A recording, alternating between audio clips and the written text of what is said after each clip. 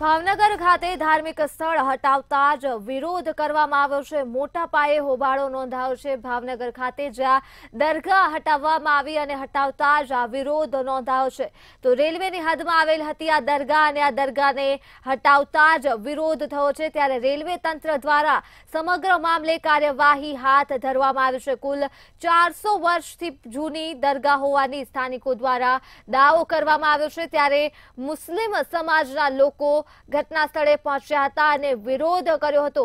તો આરપીએફ દ્વારા મહિલાઓને માર્યાનો આક્ષેપ પણ સ્થાનિકો દ્વારા કરવામાં આવી રહ્યો છે। ભાવનગર ખાતે જ્યાં ધાર્મિક સ્થળને હટાવતા જ વિરોધ નોંધાયો છે। તો રેલવેની હદમાં આવેલ હતી દરગાહ અને આ દરગાહને હટાવતા જ મુસ્લિમ સમાજના લોકો ઘટના સ્થળે પહોંચ્યા અને પોતાનો વિરોધ નોંધાવ્યો। રેલવે તંત્ર દ્વારા કાર્યવાહી હાથ ધરવામાં આવી છે। તો આ મુદ્દે જ આપણી સાથે સંવાદદાતા હિરેન ચૌહાણ જોડાઈ ગયા છે। હિરેન, ધાર્મિક સ્થળ હટાવવામાં આવ્યું ભાવનગર ખાતે અને વિરોધ થયો છે, શું છે વધુ વિગતો? જી ચોક્કસ જણાવતો, ભાવનગર શહેરના જે રેલવે ડિવિઝન વિસ્તાર જે આવેલો છે ત્યાં આગળ એક જૂની જે દરગાહ છે તેનું રેલવે તંત્ર દ્વારા ડિમોલેશન કરવામાં આવ્યું હતું। વહેલી સવારે 8 વાગે 5 જીસીબી સાથે રેલવે પોલીસ ના કાફલાને લઈને રેલવે તંત્ર દ્વારા જે દરગાહ છે તે પાડી દેવામાં આવી છે। જેને લઈને સ્થાનિક લોકો અને મુસ્લિમ સમાજનો વિરોધ છે તે ઉગ્ર બન્યો છે। કારણ કે દરગાહની અંદર કોઈ પણ જાતના ધાર્મિક પુસ્તકોથી લઈને કોઈ ચીજ વસ્તુઓ પણ કાઢવા દેવામાં નહોતી આવી।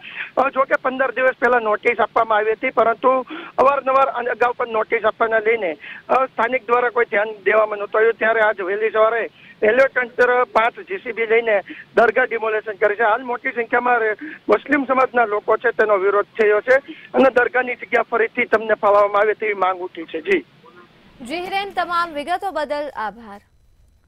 તો માહિતી ભાવનગરથી મળી છે, જ્યાં 400 વર્ષ જૂની દરગાહ હટાવવાનો સ્થાનિકોએ દાવો કર્યો છે અને આ દરગાહ હટાવતા જ વિરોધ નોંધાયો છે।